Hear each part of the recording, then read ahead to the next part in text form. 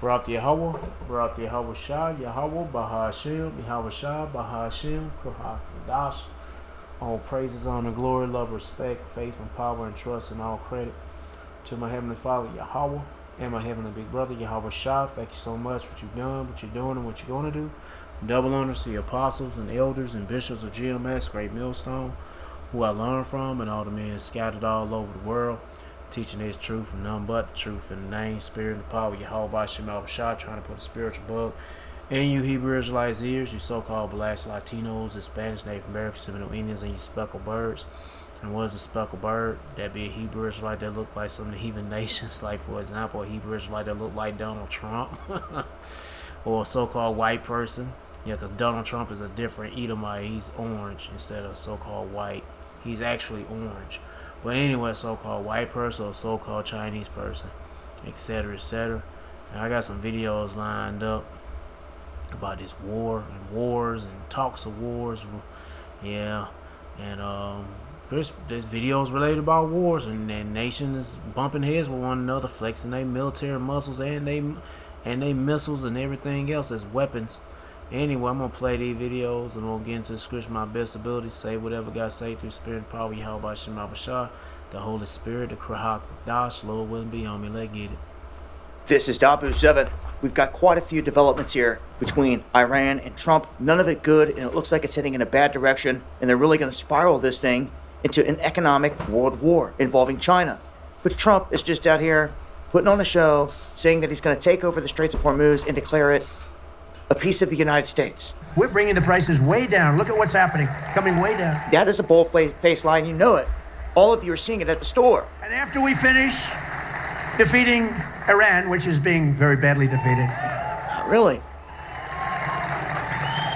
Pretty soon I'll be declaring the Hormuz Strait a territory of the United States. No, it's gonna be a territory. Well, they trying to make territory for Amalek. His arrogance and audacity is absolutely sickening. Yeah, that's Nero, man. Now, we have Iran responding, saying that he's full of it. And you can see that this is about to go to big war. They're saying they are moving to a fully offensive posture. They deny any kind of back channel that Trump has with the... So it's a hit. They gave you $30,000 for a bounty for each U.S. service member. Any dare fighter who kills. IRGC. They say the MOU has expired completely. Trump responds threatening Oman, saying that if Oman wants to step up in the mix and screw anything up that they're trying to do, that they will bomb the crap out of them. So, that's how you talk to and handle an ally in this, really? Well, that's what he's doing. Again, back channels denied. They are going on the offensive. They're saying that if nothing comes of this, which it's not, nothing's coming of anything here, it's going the other way. They're trying to put the pressure on Trump here, forcing him to either tuck tail, pack his bags, and leave the area altogether, or make another military move. Iran also offering $30,000 bounties for killing or capturing American troops, double if it's carried out by a woman. And this is all real deal stuff. The U.S. finally seems to be getting it that they cannot just bomb their way to victory in this instance. This is why Bessent is coming out, dropping all this information that this week they're coming down with the economic hammer on Iran, saying that you're going to see stuff that's never been seen before in history. That will largely include Russia, and I'm telling you, China. Well, if that's nukes or tactical nukes, it may be.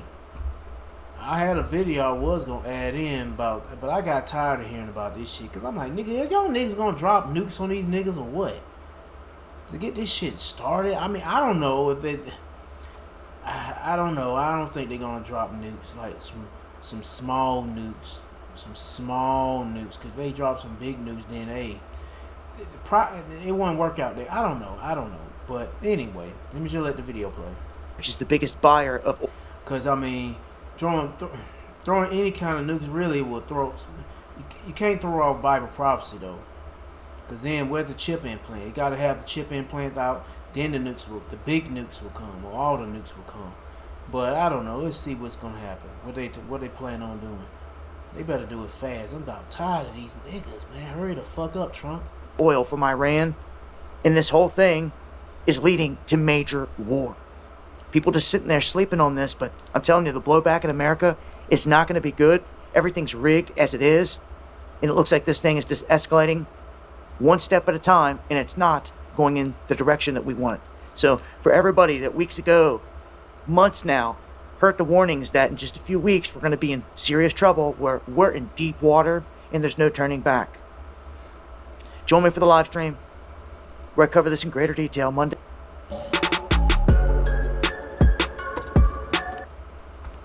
Well, according to security officials here inside the United States, they are saying that the U.S. could be under attack very soon. And it may not be a physical attack, but it will be some type of attack, likely cyber. I want to explain why in just a moment. But if you guessed it's probably due to the United States and Iran and that conflict, well, you would be right. Look at this. It says Iran says it will escalate if U.S. does not honor the deal within weeks. Now, what exactly is the deal? Well, look at this right here. It says Iran will escalate tensions in the Strait of Hormuz and beyond and launch an attack if the U.S. fails to implement an interim peace deal fully in a matter of weeks. Now, this is what President Trump is saying. Look at this. It says Trump threatens to bomb Oman with Iran war stuck in stalemate as their current 60-day negotiation period ends. Look at this. Today, Monday, marks the 60 days since the U.S. and Iran signed a memorandum of understanding that called for a wider peace deal to be negotiated within that framework. After multiple flare-ups and suggestions of an imminent accord, there do not appear to be any concrete plans to end the 24-week war. There's nothing. This is not going to end peacefully. This is not going to end immediately. This is going to drag on for some time. But at the same time this is going to drag on, we are seeing oil prices are fluctuating. They're going up and down, which is normal, but it's a little more volatile than that. Because any type of threat, any type of attack, whether it's on the U.S. or mainly the Iran side, well, this shoots oil prices through the roof. Here's the other thing. The attacks on U.S. soil. We have heard about the attacks that were stopped, that were prevented in some way, that were found out. We've heard about that. And here's the issue. They continue. As long as we have this conflict between the U.S. and Iran, it is going to continue. That means possible assassination attempts on President Trump are going to continue. So obviously, he is going to be a little bit concerned about that. So is the rest of the country and his administration. But then you also have a lot of these companies, these big companies that are concerned that we are going to see a cyber attack, that it is going to impact us in our daily lives. That's what we're being told. But I want to show you something else. Look at this right here.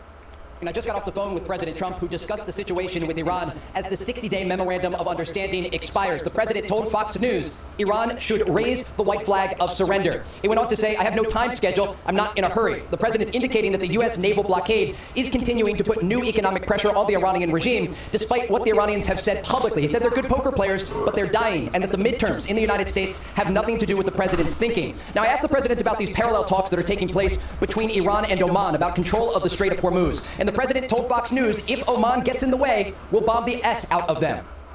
Okay. So he's already telling Oman, stay out. Stay away. Because if it does happen, we are going to bomb you as well. Now, there's been a lot of talk. There's been a lot of chatter over the past about 48 hours, 36 hours to be exact. But what we are hearing now is that President Trump's aides are overhearing him. And some are saying that they're coming forward and they're saying that President Trump feels like he bit off a little more than he can chew. Alright, I'm gonna stop right there. I ain't gonna play no more of this. I got more videos to cover. Actually, yeah, I got more videos to cover. If you wanna watch the rest of it, be my guest. They go to the title of the video, they go to channel. Let's move on to the next one. What's going on with these ships? Navy ships. Tools from Harbor Freight are doing hard work in real garages across America. Like at Tonight, concerns about another carrier ship in the Middle East, with U.S. Naval Forces Central Command denying a new report of a supply crisis on the USS Boxer. A family member telling the left-leaning Midas Touch News that women have run out of feminine hygiene items, writing they were begging us to send products, but none got delivered. Navy CENTCOM calling the claim. Shit, maybe they shouldn't even be on. They shouldn't be in the armed forces. Hell. That what happens when you throw the women in the damn armed forces to fight these wars and shit. They out there in the sea. They need the damn coochie diapers. They ain't got enough coochie diapers or pads to plug in.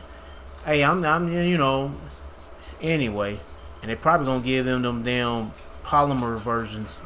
They increase the chances of getting cancer and shit. False, adding the ship is fully equipped 'Cause they can't afford the other shit. and has had two Hey, now they gonna have to say they gonna have to use clean socks. Yeah, they gonna have to get some white bleached socks that's cotton. Yeah, they gonna have to get some cotton socks that's white and bleach them suckers and use them suckers. That stop whatever they gonna stop with. major deliveries this month. A social media account for the ship posting these photos today showing Marines and sailors That look like AI. Yo, that look like AI generated. Pepsi ain't even spelled right. No, I'm just joking. I don't know. This probably is real. Well, it's photo op. It's probably a bunch of actors. Look like I was gonna say, look like Pepsi is missing a letter or it got the misspelling. distributing fresh deliveries, writing stocked, supplied, ready. It comes after service members on the USS Abraham Lincoln reported dealing with poor conditions, a longer than usual deployment, and low morale, according to their relatives. And suicide thoughts of suicide. President Trump and the Pentagon dismissing it all. We know they're not. On Saturday, the U.S. Admiral overseeing the war effort visited the Lincoln, according to Central Command. Admiral Brad Cooper on board the ship as it prepares to make the journey home. The USS George Washington to be deployed in its place. Senator Ruben Gallego says he communicated with the spouse of a service member on the Lincoln, who reports the issues are ongoing. As of 3 days ago, she was sharing with me text messages that her husband was forwarding to her, as well as pictures. You're going to have problems with retention once people get back and families start meeting again. Key Senate Democrats are pressing the Pentagon for answers. In a new letter to Secretary Pete Hegseth, all 13 Democrats on the Armed Services Committee asking what led to food and water shortages, broken plumbing, and mental health crises severe enough Yeah, be 13 Democrats. that multiple sailors reportedly attempted to go overboard, and asking for a clear timeline for the crew's return. Julie Sirkin, NBC News. Yeah, they want to jump off the ship and become shark food. It ain't looking so good for America. Puts a smile on my face. I love it. What is this about? Korea drills, U.S. South Korea drills. What's behind Trump's shift? Let me stick to what I got right now. 4 days without working toilets, air conditioning, or even a functioning galley aboard a Damn, another ship? nearly 10,000-ton U.S. Navy destroyer in the sweltering South China Sea. The USS Benfold lost power after an engineering failure. Damn, another ship. Let me go back a little bit. Navy destroyer in the sweltering South China Sea. The USS Benfold lost power after an engineering failure last month, and the incident is raising fresh questions about the strain on America's Navy that is already stretched by operations in the Middle East. It's not really a big ship, but still, And across it's a warship. They should be up to maintenance on these damn things. the globe. This is a US Navy warship built for combat. But for 4 days, the USS Benfold couldn't do something much more basic than its own systems. According to the CNN report that quoted the US 7th Fleet, the Arleigh Burke class guided missile destroyer suffered an engineering casualty involving its generators on the 24th of July, and the consequences were severe on the warship. According to the report, the ship lost the ability to maneuver on its own. Its toilets, its air conditioning, its galley services, and portable water systems, they were also affected. All they Wow. So that bitch is out of service. Probably just gonna say this. They probably gonna just get rid of the shit. It's probably old. is in the blistering heat of the South China Sea. Temperatures in the region in late July reached roughly 32 to 37 Yeah, I know it's hot in that damn in that boat. I know it's hot as hell in that boat. degrees Celsius. The Navy says there were no injuries, but keeping hundreds of sailors functioning aboard a powerless warship in tropical heat was clearly a challenge. A fellow warship, the USS Robert Smalls, provided cooked meals, and other ships from the USS George Washington Carrier Strike Group also came to the Benfold's aid. After 4 days without power, the destroyer was towed to the bay in the Philippines for repairs. The Navy says Imagine it be something like this big. Shit. those repairs were completed on August 8th and the ship has now returned to duty. The cause of the failure remains under investigation. And this isn't an They got a tugboat. I don't know if it's a tugboat. isolated incident. In the month of May, another Arleigh Burke class destroyer, the USS Higgins, also lost power and propulsion for several hours in the Indo-Pacific after an electrical system failure. These destroyers are the workhorses of the US surface fleet. There are more than 70 Arleigh Burke class ships in service, each carrying roughly 329 to about 359 sailors. But the timing here is what makes it extremely crucial. The US Navy is already under immense pressure from its global commitments and the war with Iran, which still continues. The USS George Washington Carrier Strike Group is heading towards the West Asian region to relieve the USS Abraham Lincoln, which has reportedly spent more than 200 days without a port call during operations against Iran. Now, more alleged images and videos are circulating online claiming to show overflowing toilets, poor food and deteriorating facilities aboard US warships. The Navy has not confirmed the authenticity of those posts. However, these reports indicate that America's Navy is being asked to operate across more fronts, and every mechanical failure is becoming a reminder of just how heavily stretched the force may be.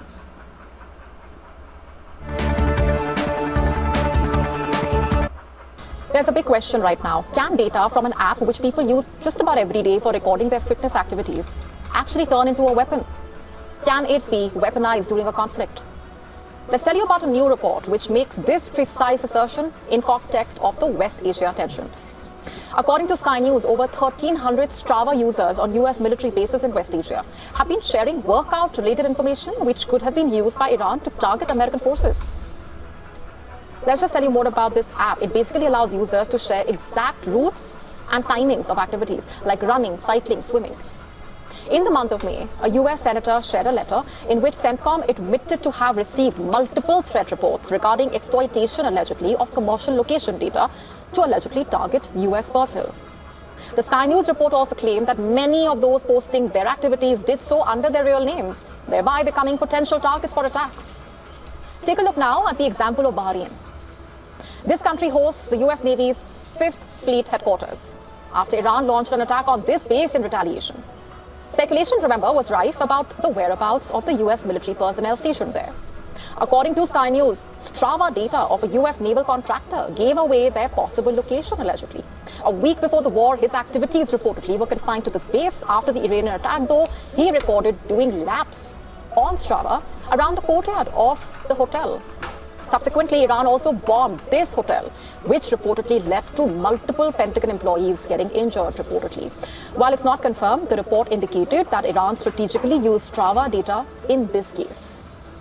While the Pentagon had banned soldiers from using this app's location tracking features without permission during deployment in 2018 itself, experts have flagged lax enforcement of this order. Now, it's not just individual accounts, which could be an issue. According to this report, Iran may have figured out a pattern by collecting data from thousands of accounts. It gave the example of how 76% of Strava accounts at Jordan's airbase were located at the barracks during the ceasefire, reportedly. When fighting briefly resumed in July, Iran attacked those very barracks, killing 3 US military personnel in the process, reportedly. Similarly, activities of 3 Strava users were also detected inside the nuclear research center located in Israel's Dimona, which was also targeted by Iran, reportedly. Now, the danger of fitness apps being misused when it comes to military operations dates back several years. Let's take you back to 2016. A US defense contractor reportedly used commercially available location data to track special operations forces moving from American bases to a sensitive post in Syria. 2 years later, Strava's public heat map exposed the locations of secret US and allied military bases in Syria, Iraq, and Afghanistan. In 2024, media outlets analyzed billions of location coordinates obtained from a data broker and reportedly tracked movements of around 11 US military and intelligence facilities in Germany. That's not all. In March this year, a French naval officer reportedly exposed the location of the aircraft carrier after recording his jogging on Strava while exercising on the ship's deck, reportedly. Now, while Pentagon is yet to comment on these developments, a Strava spokesperson told Sky News that the firm expects people working in sensitive professions to use privacy controls and appropriately limit their content, as per the report. To stay up to speed with the latest news, download the... Mike Collins says he wants to push you off Social Security and back to work. Get off of Social Security. Get back into the... In the report, the Pentagon acknowledged that the bombing campaign killed at least 153 civilians and injured 243. Those numbers are a significant undercount. U.S. President Donald Trump shared drone... Remember when they dropped a bomb on all these people in Yemen who were just happened to be outside and they killed all of them? Do you remember? Do I? So here, this is that Donald Trump says, these Houthis gathered for instructions on an attack. Oops. there will be no attack by these Houthis. They will never sink our ships again. So this is when Donald Trump thought he was going to bomb the Houthis into submission. And of course, the Houthis beat back the United States and Donald Trump retreated. So there it is. There's people who were just outside, a bunch of regular people. And what did they do to them? They dropped a bomb on them and killed all of them. Those are civilians. And I'm like, it was like, what, you dropped a fucking $1 million bomb on them and shit. Those are civilians. U.S. President killed him and shit. I mean, anyway, it ain't even about how much the damn thing. I just brought that up. It ain't about how much the weapon cost, but you could have just you ain't attacking people of anyway. Man. Shit, killing my fucking slaves. That's what I do not like, nigga. President Trump shared drone footage claiming to target a group of Houthis awaiting instructions. Many were quick to note that the circle of targets resembled a Yemeni tribal gathering, raising alarms about the U.S. role in killing civilians in Yemen. Since Trump took office in 2025, the U.S. has conducted multiple airstrikes in Yemen, killing at least 60 people, with many casualties being women and children. That's from April 2025, but now the Pentagon is admitting that they killed all those civilians. Yeah, I mean... Still didn't win. Pentagon admits to committing major civilian massacres in Yemen last year. The Pentagon has admitted in its annual report on civilian casualties to Congress that it committed 2 large-scale massacres of civilians in Yemen during its bombing campaign against the Houthis, officially known as Ansar Allah, last year, which War Secretary Pete Hegseth dubbed Operation Rough Rider. In the report, the Pentagon... I hate him. I know. In the report, the Pentagon acknowledged that the bombing campaign killed at least 153 civilians and injured 243. Those numbers are a significant undercount. So this is how you know that our government and all its branches of the military are completely occupied and compromised by Israel. They have gone from hiding war crimes to admitting war crimes, and they are days away from bragging about them. Like a certain other nation that comes to mind. You know how Israel likes to brag. Yeah. According to the Yemen Data Project, at least 238 civilians, including 24 kids, were killed and 487 civilians. Hey, yo, if they doing this to these folks, you know damn well they're going to do this to you Americans. You daggone, especially you Israelites. Shit. Goddamn Esau Amalek. Let me read Psalm chapter 59, verse 1.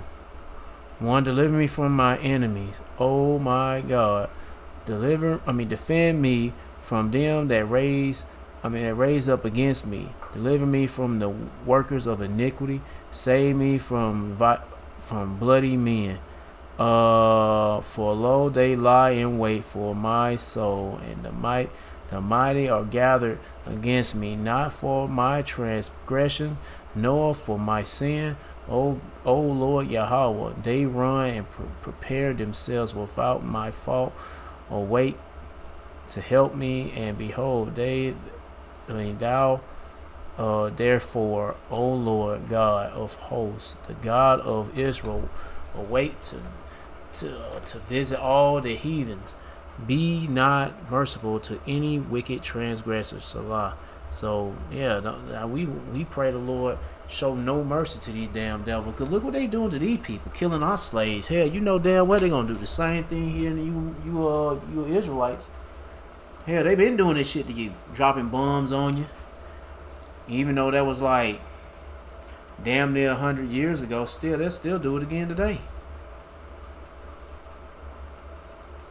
Civilians were injured. The Pentagon acknowledged... Hell, they've been shooting in Nigeria.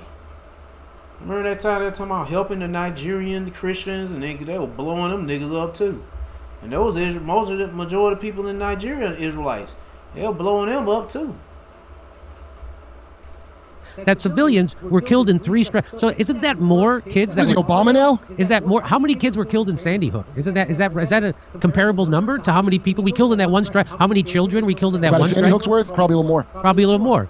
The Pentagon acknowledged the civilians were killed in 3 strikes, including 2 that were among the deadliest U.S. attacks on civilians in recent decades.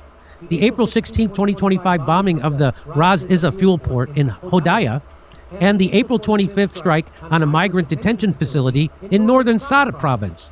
At the time of the bombings at Raza Issa, Yemeni media reported that it involved a double tap strike that killed the rescue workers. Shit. They ain't no, man, we need the Lord, man, 'cause these niggas are psychopaths, man. These motherfuckers are psychopaths. That's a war crime. I mean, the first thing's a war crime, so is the second thing. When Man, there ain't no such thing as no war crime in this damn world that's ruled by wicked ass men, bloody men. No. When Esau, Amalek, Berith ruled, the people mourn. And then when they ruled, hell, they're not. The earth was given to their hands for wicked, what I'm trying to say. There ain't gonna be no the fucking war crime? War crimes? Nigga, please. Nigga, please. Anyway, we need the Lord, man. people, when the medics come to help them, you kill the medics. That's what a double tap is. Yeah. The Pentagon report acknowledged the strike killed 80 civilians, though the Yemen Data Project and Air Wars put the number at 84. The Pentagon also said 171 civilians were wounded in the strike, which aligns with Air Wars' number. Air Wars identified the 84 Yemen. That shows you how fucked up and wicked United States. They always been wicked as fuck, doing stuff like this for decades. But now it's out in the open now. The Lord, hey man, and plus looking at what the U.S. military doing to you Jakes, you joining a bullshit forces, armed forces, from the air, sea to the land. They ain't give a fuck about you.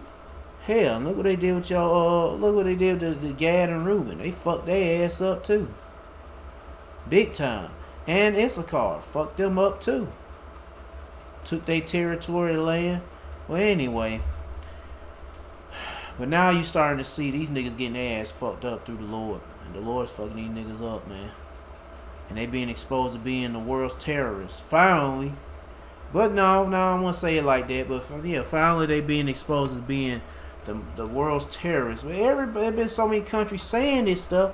But now these Americans more Americans starting to say this shit now. But whatever.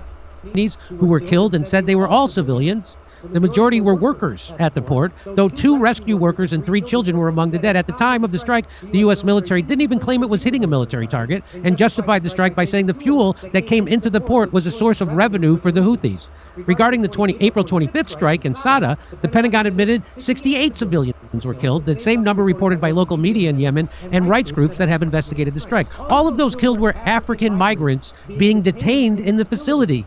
And Amnesty International said in a report on the attack that it found no evidence of any military targets at the facility. The same detention facility was targeted by Saudi Arabia in January 2022 airstrike, which killed 91 civilians. That's our ally, Saudi Arabia. The U.S. provided intelligence support for Saudi Arabia's bombing campaign in Yemen, meaning the Pentagon should have been aware that any strike on the facility would result in major civilian casualties. There were multiple other instances of the U.S. killing civilians during the bombing campaign, and the Pentagon said it's still assessing 15 other incidents. Well, it's assessing them. Give them the time to figure. All right, I'm going to stop right there. But yeah, the United States is being exposed. Well, they've been always being exposed. They just, well, anyway, they been exposed, but now the Lord is getting these people turned.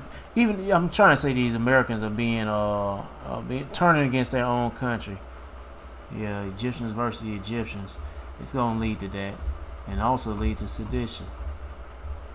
Because people are tired of these damn wars and the atrocities that the United States military is committing.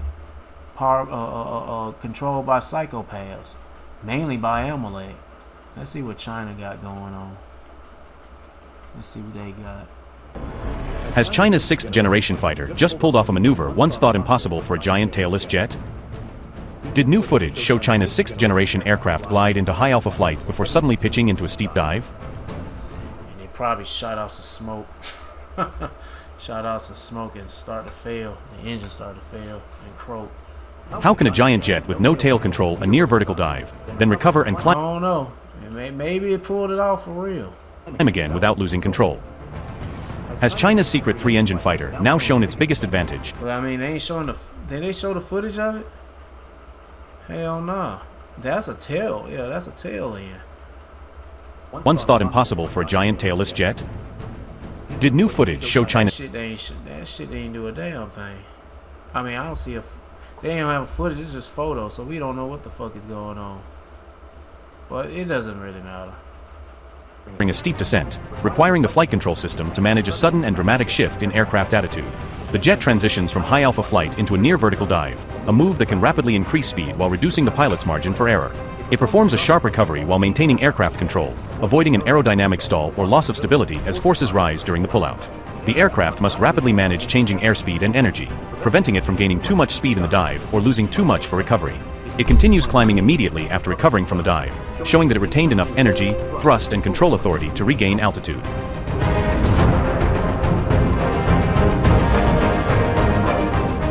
However, recovering from the steep dive may be the most demanding phase of the entire maneuver, because the aircraft must regain control under rapidly increasing aerodynamic pressure.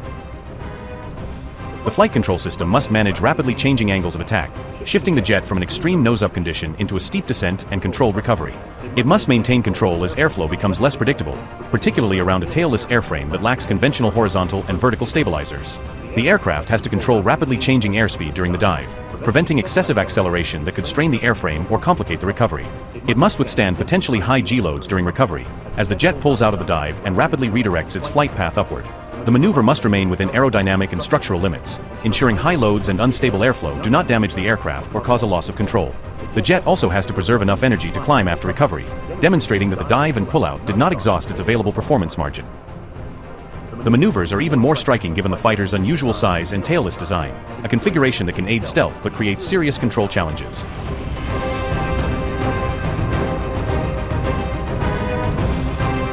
China's new fighter must overcome a major control problem created by its tailless design, because conventional tails normally provide critical pitch, yaw, and stability control. In tailless aircraft, pitch control is among the biggest challenges, with elevons and other wing... Anyway, let's get to the next one. A secretive Israeli-American defense company has tested a new long-range cruise missile at a U.S. military range in Morocco, bringing the covert weapons program into the open. Covenant Industries says its low-cost Anthem missile could enter production next year, giving Western militaries a faster and cheaper way to potentially rebuild depleting arsenals. The test also highlights Morocco's growing role as a testing ground for U.S. and allied weapons and its deepening defense ties with Israel. And we go now to Morocco, to Dr. Mohamed Tatou, a political analyst and senior professor at the University of Rabat. Thank you so much for joining us. This isn't the first major military development out of Morocco in recent years. Is Rabat becoming a new major hub for military technology? Definitely, it's becoming the hub of this triangular cooperation in military hardware. And I think it's very good news because the low-cost cruise missile has been a success. And the firing or demonstration was very, very good for Morocco, for Israel, and for the United States. And I think this means that there will be more trials, more demonstrations in the near future in this military hardware in cooperation between Morocco, the United States, and Israel. And this is also means that there is a long-term kind of military cooperation between the countries in an area where we have problems in the Sahel, as you know, with the Islamists and with all kind of other people. So I think the stabilization of the Sahel needs that kind of hardware, that kinds of military cooperation. Now, how significant is it that at a time like this specifically, an Israeli-linked company is testing military equipment on Moroccan soil so publicly? And first off, I gotta say this. What the fuck these rats doing with daggone cruise missiles and all kind of weapons? They supposed to be the holy people. If they in the, what I'm trying to say is that if the holy people are in the land, they're here, they're here on earth claiming they're claiming to be the holy people. This scripture should be already taking full effect, and plus the Lord, there's Messiah, who they claim, whatever the fuck his name is, supposed to be here, which they don't call on Jeebus. I don't even know what they keep saying, the Hamashiach or the Messiah, but what is his name? Hashem? Is it Hashem? I don't know. Anyway, they're a bunch of confused motherfuckers. I mean, they got me confused. I don't even know what to say. Let me just get straight to the point. What I'm trying to say is that these niggas don't supposed to have no missiles. They ain't supposed to have no bullets. They ain't supposed to have no guns. They ain't supposed to have no tanks, no jets, none of that shit. Why is that? Because when Yahweh Shah be here, our Savior, the King of Israel, be here, then guess what? All the weapons of warfare will be gone. There won't be no bombs, no grenades, no cap guns, and even cap guns. There won't be no cap guns. You know, cap guns that look like a revolver, and you put a little red little cylinder thing inside the whatever, the little revolver, and you go cap, nothing comes out. It just make noises, pop, pop, pop. There won't be none of that. Not no BB guns, no nothing of that shit. But when it comes to military, I mean, I'm just fucking around talking about there ain't gonna be no BB guns or cap guns. But anything that's like a gun, they ain't gonna be around. Definitely no real gun. But Isaiah chapter 2 verse 4 explains, and he shall judge among the nations and shall rebuke many people, and they shall beat their swords in the plowshares and their spears in the pruning hooks. But that ain't happening. Yeah, that ain't happening yet. It will happen, but it ain't happening because it just ain't happening. It ain't happened yet, and these people here. The fuck was that? Sounded like somebody dropped a piece of metal or something. I don't know. What I'm trying to say, sorry, I'm just a little hyped up trying to get my words out, and I can't even get my words together. But pretty much saying that these people are not the people. They just say it like that. These people are not the people. Anyway, nation shall not lift up sword against nation, and neither shall they learn war anymore. So that's what I'm trying to say. These people are not the people. And they got cruise missiles. They got all kind of weaponry. And they don't supposed to have all this weaponry. They supposed to have spiritual powers. They supposed to have angelic bodies. The Lord supposed to be here. Yahweh Shah. Well, they ain't going to say Yahweh Shah. Because they dread that name just like they dread the names of Yahweh. They ain't going to call them names. Hell no. And that's also, that shows you they're not the people anyway. But the Lord's supposed to be here. And King David's supposed to be here. You know, the 144,000 supposed to be here. Well, anyway, let me just get back to the video. You get what I'm trying to say. Hopefully you do. Well, it's I think the cooperation is no more. Man, I don't even want to play this shit no more. Let's get to the next one. See what this is about. What India got.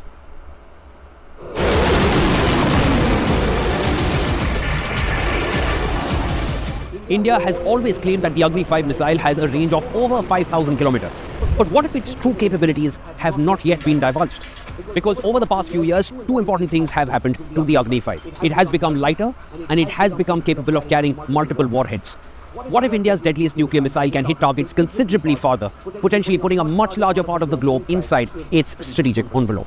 Welcome to Game Plan. I'm Shivan Janna. Let's talk about the Agni 5 and why India remains silent about its true capabilities.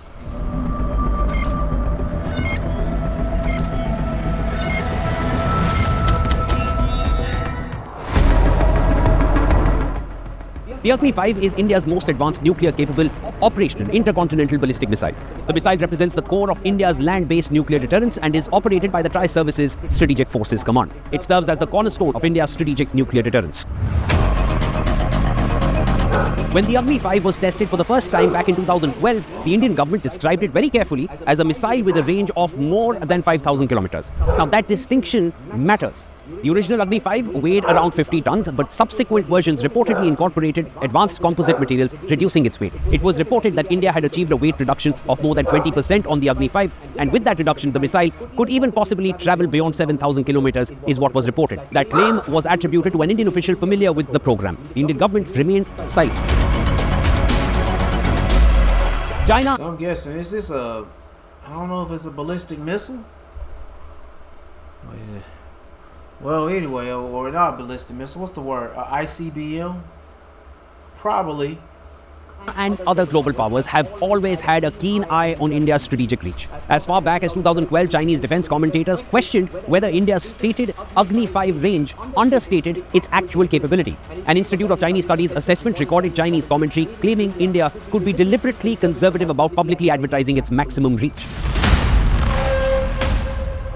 Yeah, let me see, how far is 7,000, what do you say, kilometers?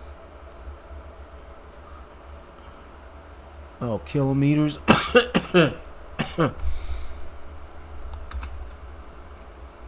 How many, oh fuck, I gotta do this shit. How many miles are in a, oh my, I gotta sneeze now, great, perfect timing.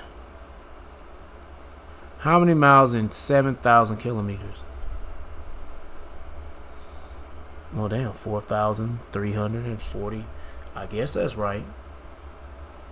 Well, anyway, I guess that's a missile that travels 4,000 miles. Is that considered to be a ICBM? Yes, a missile that travels 4,000 miles is considered an intercontinental ballistic missile, ICBM. Ballistic missiles live by one brutal equation. Every kilogram saved in the missile structure can potentially be traded for something else. And that's more payload, more penetration aids, or, depending on configuration, more range. Replace heavier metallic structures with lighter composites while retaining sufficient propulsion, and the missile has less dead weight to accelerate. Now, that doesn't magically lead to more missile range, but it changes the payload versus range equation dramatically.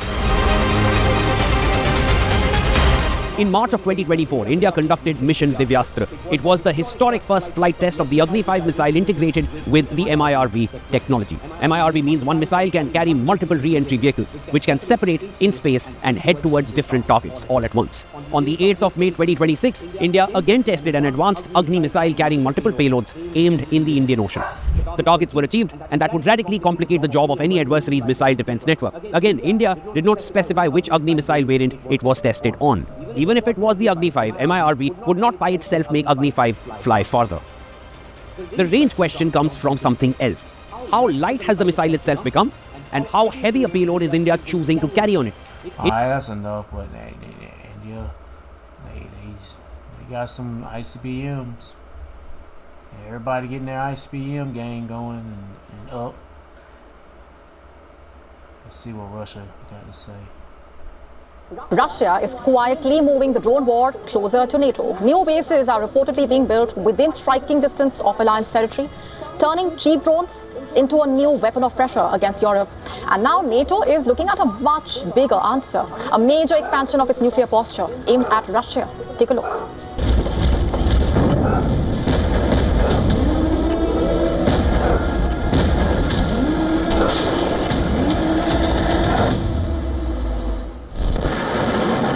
The battlefield is moving, not with missiles, not with artillery, not with fighter jets, but with small unmanned aircraft that can be launched from hidden positions and sent deep across borders.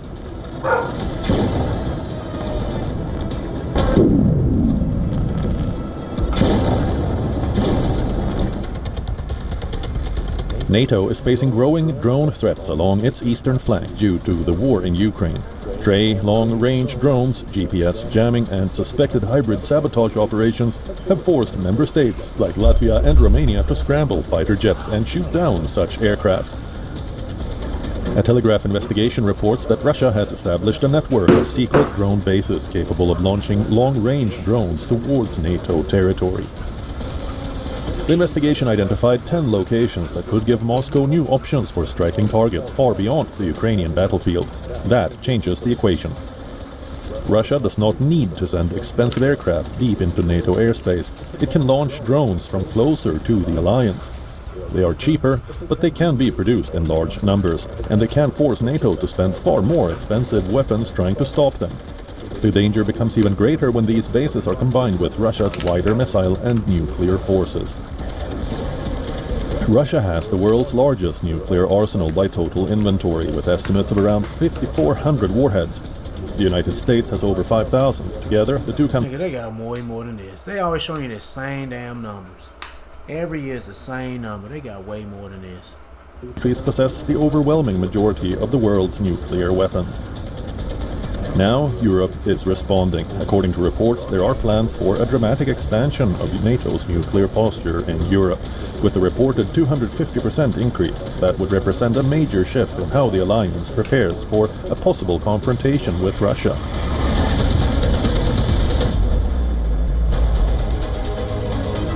NATO already has American nuclear weapons on European soil. US nuclear bombs are reportedly stored at bases including Kleine Brogel in Belgium, Buchel in Germany, Aviano and Gedi in Italy, Volkel in the Netherlands, and reportedly Incirlik in Turkey. These nuclear weapons form part of NATO's nuclear sharing system, and they are being modernized. So Europe now faces a dangerous chain reaction. Russia expands its drone infrastructure, NATO strengthens its conventional defenses, and nuclear deterrence moves back towards the center of European security. The message from Moscow is clear. Russia is preparing for a long confrontation. Now, NATO's answer appears equally clear. If Russia moves the battlefield closer to Europe, the alliance intends to make the cost of escalation much higher. Bureau Report, WION, World is One. Isaiah chapter 13, verse 4. The noise. Hold on, let me make this bigger. The noise of the multitude in the mountains, like as of the great people, a tumultuous noise of the kingdoms of nations gathered together. The Lord Yahweh of hosts mustered the hosts of the battle. So he's got all these nations coming together to fight each other. Yep.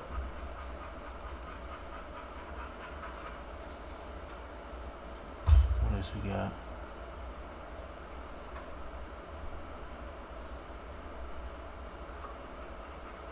Isaiah chapter 9 verse 5. For every battle of the warrior is with confused noise and garments rolled in blood. But this shall be with burning and fuel of fire. Your missiles. When these what was it? You got, well, I know this is gravity or a cruise missile. It's a cruise missile from some Morocco. I guess they making cruise missiles from Morocco for the U.S. and the United States of Amalek. And you got India with their ICBM missiles they've been working on. They can reach 4,000. What is it? 4,000 miles or 7,000 or 8,000 kilometers. And then you got Russia. Well, Russia wasn't talking about drones, but the NATO. They planning on boosting up 250% surge in nukes. Yup. And that's burning. Hey, that's they're packed with a lot of fire. Them nukes. Speaking of nukes, let's get to this one right here, and I'm gonna close it out with this one video from brother from his channel, the Hopeful83. Let me play this one. They're talking about Trump want to nuke Iran again. Now it ain't happened before. I'm saying again, as in the conversation about America want to nuke or Trump want to nuke Iran again is popping up again. The Iran war may have paused for a bit, but a far more dangerous question is now hanging over Washington. Could the United States eventually consider the unthinkable, using a nuclear weapon against Iran? Former US lawmaker claims that Trump administration is in fact discussing this issue during high-level strategy meetings. Amidst all the intel reports, they say that Iran is rapidly building its missile systems. This next report has more details.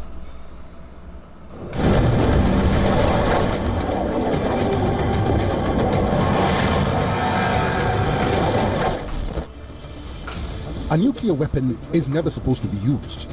Its destructive power is immense. The US is the only nation to have used it. The doomsday weapon was unleashed on Japanese cities Hiroshima and Nagasaki during World War II. Between 150 and 246,000 people were killed. Now the same weapon is reportedly back in discussion in Washington. Could the United States ever cross the nuclear line to stop Tehran from rebuilding its nuclear program? The question is gaining attention after a former US lawmaker, Marjorie Taylor Greene, claimed that high-level discussions about nuclear weapons use are underway. While there has been no indication by the Trump administration on unleashing a nuclear weapon, Trump has once again vowed that Iran must never be allowed to obtain a nuclear weapon. This makes Iran's surviving military capability critical. Tehran says it has not been knocked out. The IRGC claims 85% of its air defense production capability survived the US-Israeli bombing campaign. That creates a dangerous problem for Washington. If Iran can repair its defenses, restore missile and drone production, and continue its nuclear program, the military operation may not have achieved its ultimate objective.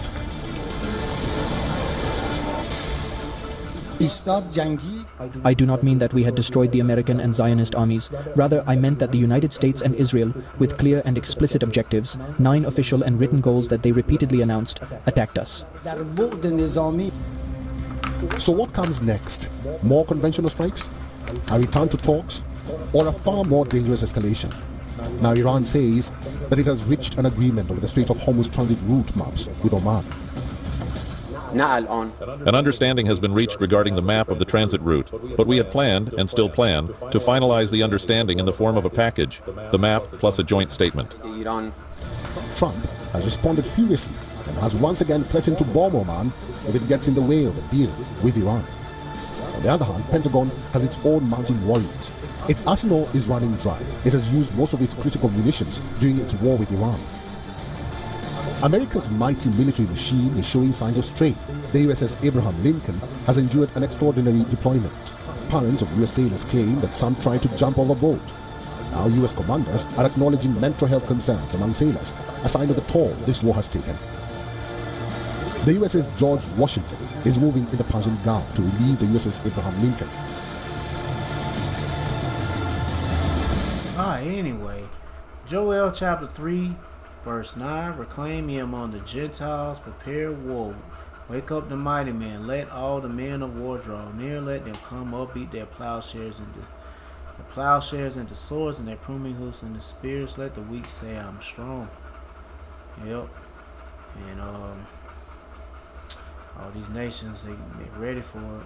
World War III. I'm tired, bro. My brain's still daggone.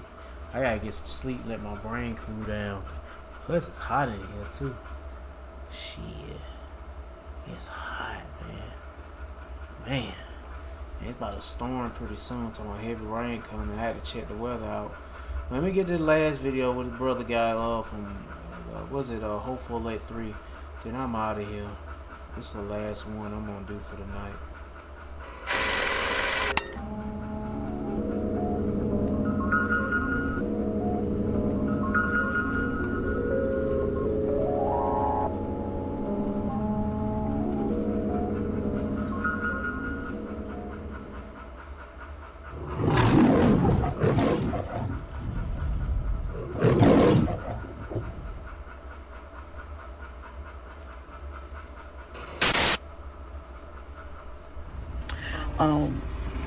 Last night the Lord gave me a dream. Joel chapter 2 verse 28, and it shall come to pass after that I will pour out my spirit upon all flesh, and your sons and your daughters shall prophesy, your old men shall dream dreams, your young men shall see visions.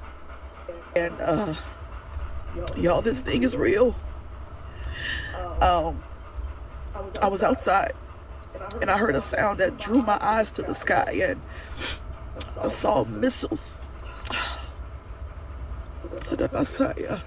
I saw missiles being released, multiple missiles. And while those missiles were being released, it's almost as if simultaneously I saw more missiles being released, but with these missiles I saw flags that were representing other countries. So just as America was releasing missiles, there were other countries also releasing missiles. And all I remember saying is, we gotta go to the basement. You need to be seeking the Lord. You should be praying to Yahweh Shema Shah. But anyway. And before I knew it, and repent. I heard was a loud boom. And your ass was through. All I could see was fire and smoke and ash and destruction and cries. Listen. And what you gonna say? We just gotta get right with Jeebus. Shit, your ass gonna get fucking destroyed by the nuclear destruction. I said, thank you, Lord. Oh, yeah. I can already tell Jesus gonna come out of her damn mouth. God, listen, this is God a title. Mercy. All these warnings, all this time, all these chances. Listen, y'all better take heed. Pay attention to what is happening. Listen to the prophets of Yahweh Shema Shah. Around you. Turn off the blogs. You see what's going on the news. Yeah, you see what's going on with the prophets of Yahweh Shema Shah reporting news like this daily. Like I'm doing. Like in this video. All the talk about this and that. The war and all that shit. Yeah. What's happening in our government. Tied in with the scriptures. So systems, listen. Prophecies are happening. The warning is there. This is mercy. Yeah. When the famine of the word hit, then there ain't gonna be no more mercy anymore. Yep. That's why, hey man, seek the Lord by seeking His prophets. Take heed to what to say. Try to build a spiritual mental relationship with Yahweh Shema Shah by praying to Yahweh Shema Shah, praising Yahweh Shema Shah, worshiping Yahweh Shema Shah, fearing Yahweh Shema Shah, and repenting Yahweh Shema Shah. To all the men out there pushing this truth and nothing but the truth in the name, spirit, and the power of Yahweh Shema Shah. Keep on preaching, keep on teaching, keep faith and trust on Yahweh Shema Shah. Stay humble. And the same for the men who ain't teaching and preaching, but staying humble, building your faith and trust in Yahweh Shema Shah, praying for salvation, and get the heck on out of here before they, get the heck out of here. And for you few sisters out there, taking heed, keep your faith and trust on Yahweh Shema Shah. Stay humble, stay in order with your man. If you ain't got no man, stay in order Yahweh Shema Shah. Peace and bless to the hopeful elect, and all praises to Yahweh Bahashem, Yahweh Shah. Shalom.